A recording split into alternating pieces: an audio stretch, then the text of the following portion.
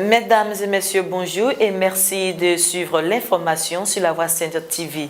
Voici les titres de cette édition. Vœux 2018 du personnel du groupe La Rédemption à son président directeur général. RDC Congo, plusieurs morts lors des marches interdites contre le président Kabila.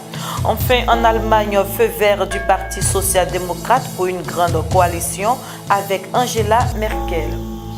Bienvenue à tous. Le personnel du groupe La Rédemption a présenté ses vœux de nouvel an à son président directeur général le vendredi 19 janvier à Abidjan au cours d'une cérémonie.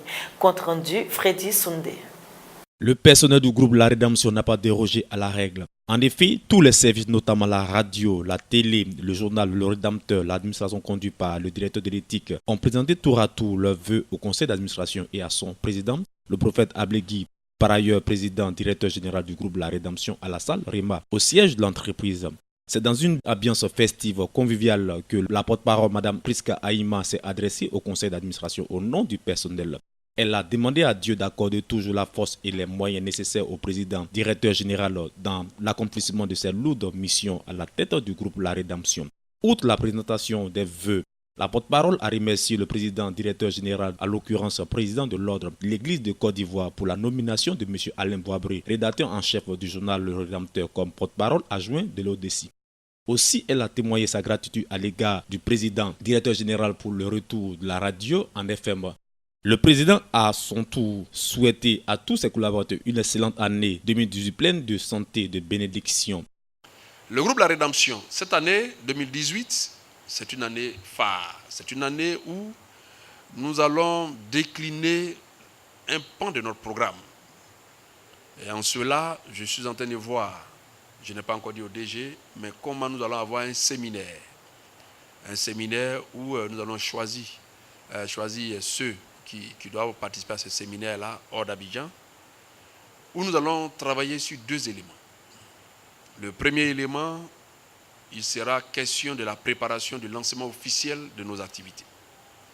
Mais de manière concomitante, il sera aussi question de la présentation et de l'adoption de notre budget. Enfin, c'est sur une note de gaieté que la cérémonie a pris fin avec un cocktail. Notre reporter France Conan a recueilli quelques propos de participants à la cérémonie. J'ai été vraiment surprise, en même temps très heureuse de cette cérémonie de présentation de vœux. Vraiment, j'ai vu qu'à la Rédemption ici, que ce soit à la VSTV, à la RVS, c'est-à-dire la radio, il y a du talent. Un groupe formidable, des travailleurs, vraiment, c'est l'excellence que je vois. Je vais simplement bénir Dieu, n'est-ce pas, qui est à l'œuvre et à l'ouvrage, n'est-ce pas, concernant le groupe La Rédemption. Il faut dire que, on va dire le 21 décembre 2017, à l'orée de l'année nouvelle, le Seigneur nous a permis de nous exploser, de nous éclater en nous faisant revenir notre radio. En ayant, on va dire, l'agrément, et donc cela nous a permis, n'est-ce pas, de passer de très bonnes fêtes de fin d'année. Et puis, dans toute entreprise, il y a toujours une entreprise, n'est-ce pas, qui se respecte. Il y a la traditionnelle cérémonie de présentation de vœux à la hiérarchie. Et donc, ne pas déroger à cette règle-là. Voici un peu ce que nous avons fait aujourd'hui avec évidemment monsieur le président directeur général, monsieur le directeur général du groupe La Rédemption et également madame l'administrateur. Non seulement présenter les vœux du personnel, mais mieux avoir les perspectives, n'est-ce pas, de l'année nouvelle. On a eu l'occasion de pouvoir rencontrer l'administration dans son entièreté pour pouvoir leur souhaiter nos vœux les meilleurs, parce qu'il faut dire que ce sont ceux-là même qui sont à la tête de ce groupe de presse que nous gérons. Quand je dis nous gérons, que nous animons tous les services, tous les animateurs. Voilà, donc vraiment on a été ravis d'être associés à cette cérémonie qui autrefois c'était seulement le chef du personnel et quelques-uns. Mais voici que là aujourd'hui ils ont bien voulu étendre la cérémonie à tous les animateurs, les monteurs. En tout cas c'était vraiment un moment, on peut dire un moment exquis, c'était fabuleux. L'évangéliste espagnol Luis Palau, 83 ans, internationalement connu, a annoncé par mail la semaine dernière qu'il a atteint d'un cancer du poumon au stade 4 à son association. Jean-Jacques Deigné. Luis Palau, proche du célèbre évangéliste américain Billy Graham, a annoncé depuis le jeudi 18 janvier dernier qu'il est atteint d'un cancer du poumon au stade 4 qui correspond à une extension plus large dans l'organisme sous forme de métastase. L'évangéliste de 83 ans, internationalement connu, l'a annoncé par mail aux personnes qui soutiennent son assemblée. Quand mon épouse et moi sommes rentrés d'un voyage au Royaume-Uni en novembre, je me battais contre ce qui ressemblait à une pneumonie. Puis, pendant les vacances de Noël, les médecins ont fait quelques tests médicaux qui indiquent un cancer de stade 4, a-t-il précisé, tout en ajoutant que si ce n'est pas la nouvelle qu'ils espéraient, leur confiance en Jésus-Christ demeure solide comme le roc. Le couple prie pour que lui se reçoive le bon programme de traitement. Malgré la maladie, l'évangéliste dit se sentir plein d'énergie. Je continuerai mon engagement aussi longtemps que je le pourrai. Et franchement, je prie que le Seigneur me donne encore de nombreuses années de service fructueux, a-t-il ajouté. Depuis plus de 50 ans, Luis Palau se dévoue à l'annonce de l'évangile et l'enseignement biblique dans le monde. Afin d'organiser des campagnes d'évangélisation, son association a collaboré avec des milliers d'églises dans des centaines de villes du monde. Les chrétiens de toutes les dénominations protestantes sont appelés à prier pour l'évangéliste Luis Palau qui est atteint d'un cancer du poumon au stade 4. Le Nigeria étant le premier actionnaire de la Banque africaine de développement a officiellement demandé à la banque d'accueillir son bureau régional à Abuja. France Conan. Dans un communiqué adressé à l'institution, le ministre nigérian des Finances et gouverneur de la BAD, Kemi Adeosun, a demandé que le plus grand actionnaire de la banque depuis sa création, le Nigeria, soit l'endroit naturel et logique du centre régional de la banque. Le bureau régional est une haute direction et il joue le rôle de conseil d'administration. Un complexe de bureaux ultramodernes situé dans le quartier central des affaires d'Abuja, la capitale du pays devrait accueillir ce centre régional, a-t-elle déclaré. La banque avait fait du Nigeria le premier pays membre régional à accueillir un complexe de bureaux construit à cet effet et appartenant à l'institution. La BAD avait indiqué que le complexe renforcerait les efforts et les plans d'intégration régionale du Nigeria. Par ailleurs, en termes de perspective pour l'année 2018, la BAD invite les États à accompagner la restructuration du marché du travail pour éviter une croissance sans emploi. Parce qu'en réalité, les taux de croissance élevés qui ont récemment été enregistrés en Afrique ne sont pas accompagnés de taux élevés de croissance de l'emploi. L'institution recommande donc aux États de soutenir la croissance des secteurs nécessitant davantage de main-d'œuvre par l'assouplissement du cadre réglementaire et l'investissement dans des industries au rendement et forte intensité de main-d'œuvre comme les industries agroalimentaires. Le Fonds interprofessionnel pour la recherche du Conseil agricole, FICA, a décidé d'apporter un suivi bancaire aux agriculteurs pour le financement de leurs projets. Ange Sacré. Les exploitants agricoles et responsables des organisations professionnelles agricoles confrontés aux problèmes d'encadrement de financement seront satisfaits parce qu'ils bénéficieront du soutien des conseillers de gestion à travers la mise en œuvre du programme filière agricole durable de Côte d'Ivoire. De ce fait, il est prévu la création de 3 centres de conseil de gestion dans les régions du Béquet, du Poro et du Haut-Sassandra pour la phase pilote du projet, mais aussi la formation de 240 exploitants agricoles et l'encadrement de 45 organisations professionnelles agricoles. L'objectif de cet encadrement est la structuration des organisations professionnelles, l'accroissement des revenus, la réduction de la pauvreté, le développement des zones rurales, le renforcement de la sécurité alimentaire des ménages et enfin le soutien à la durabilité du système de production agricole. Ce programme est fixé à 50,5 milliards de francs CFA. Par ailleurs, toujours dans le programme filière agricole durable, le Conseil Café-Cacao a intensifié sa lutte contre le Cholenchou en mandatant le CNRA et l'ANADER pour l'éradication de cette maladie dans les plantations de cacao. Cette lutte est basée sur le sillage des pieds de cacao dans toutes les parcelles contaminées la désinfection de la plantation par des herbicides depuis les sources et la plantation de rejets de bananes et maïs dans la plantation de cacao.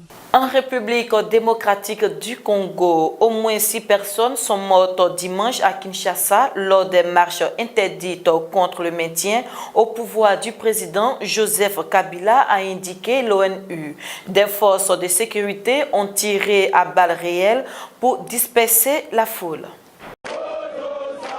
Cierges, Bible et rameaux à la main, ils défient la police.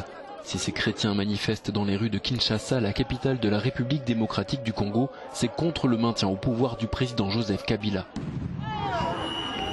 Ce dimanche, après la messe, 6 personnes ont été tuées dans la dispersion de cette marche interdite par le pouvoir. Au moins 33 personnes ont été blessées dans tout le pays.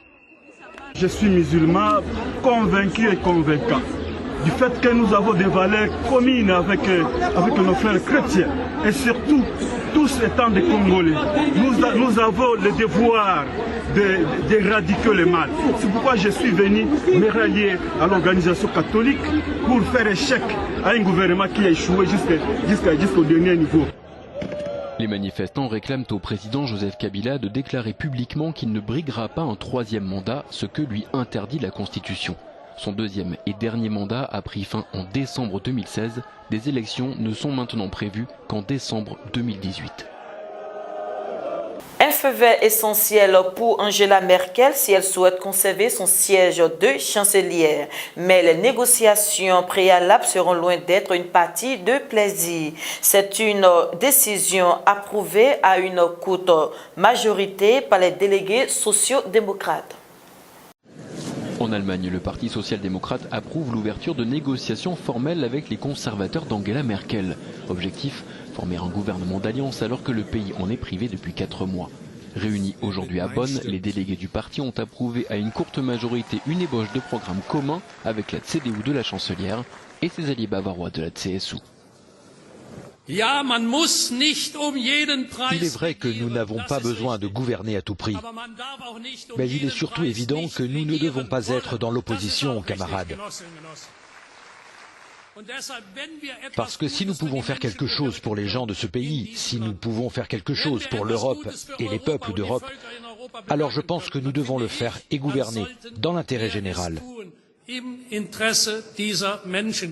Les sociodémocrates acceptent aujourd'hui le principe d'une alliance avec la chancelière, mais il faudra un nouveau vote pour la valider. Une partie de la base du SPD considère qu'il doit se ressourcer dans l'opposition et refuse toute concession aux conservateurs. Angela Merkel est donc encore loin d'avoir formé son gouvernement. Refermons cette édition en sport. Dans l'optique de renforcer les liens unissant le Maroc à la Côte d'Ivoire, les ministres des Sports et Loisirs François Albert Amicha et Rachid Talbi Alami ont procédé vendredi 19 janvier à Rabat au Maroc à la signature d'un accord de coopération sportive. Ibo Marus. Cet accord de coopération, qui se scinde en plusieurs niveaux, encourage la coopération entre les organisations, les fédérations et les institutions sportives par le biais de la promotion des échanges des équipes nationales sportives, d'experts, d'arbitres, d'entraîneurs et de consultants, ainsi que l'utilisation des infrastructures d'hébergement, des installations sportives. Aussi, elle prévoit également les échanges d'expériences, d'informations et de documentation en matière de gestion et d'administration des installations sportives, notamment la médecine du sport, la lutte contre le dopage et la violence dans les stades, de même que l'organisation des événements sportifs. Traduisant la satisfaction de l'État ivoirien quant à l'aboutissement de cet accord, le ministre Amicha a affirmé que le président ivoirien Alassane Ouattara et le roi Mohamed VI partagent la même vision concernant le développement des deux pays dans de nombreux domaines. Et le sport y figure également en bonne place. À sa suite, son homologue Rachid Talbi Alami a souligné que le Maroc est disposé à mettre ses infrastructures sportives à la disposition des fédérations sportives ivoiriennes et il faut mutualiser nos efforts pour relever tous les défis sportifs, a-t-il affirmé. Cet accord vient consolider les bonnes relations qui prévalent entre ces deux pays. CHAN 2018, au terme de la deuxième journée du championnat d'Afrique des Nations de football qui s'est achevé dimanche 21 janvier, ce sont au total 5 pays qui ont déjà obtenu le ticket pour les quarts de finale en série. Après une lutte acharnée des équipes lors des phases de poule de la 5e édition du championnat d'Afrique des Nations qui se déroule actuellement au Maroc, 5 pays semblent tirer leur épingle du jeu. Il s'agit du Maroc et du Soudan dans la poule A, de la Zambie et de la Namibie au niveau de la poule B et du Congo concernant la poule D. La Zambie qui a obtenu son ticket après avoir endeuillé les éléphants locaux à l'issue de la deuxième journée de cette compétition grâce à sa victoire à 2-0 a pris la tête du groupe B avec 6 points. Idem pour son dauphin la Namibie qui est l'une des révélations de ce CHAN. Le pays hôte, le Maroc, leader du groupe A avec 6 points, partage la poire de ce classement avec le Soudan. Les 3 derniers élus seront connus à l'issue de la 3e et dernière journée qui s'achèvera mercredi. La Côte d'Ivoire, déjà éliminée de cette compétition, essaiera de sauver l'honneur contre l'Ouganda ce lundi. C'est la fin de cette édition. Merci de l'avoir suivi. Bon début de semaine à tous. Shalom.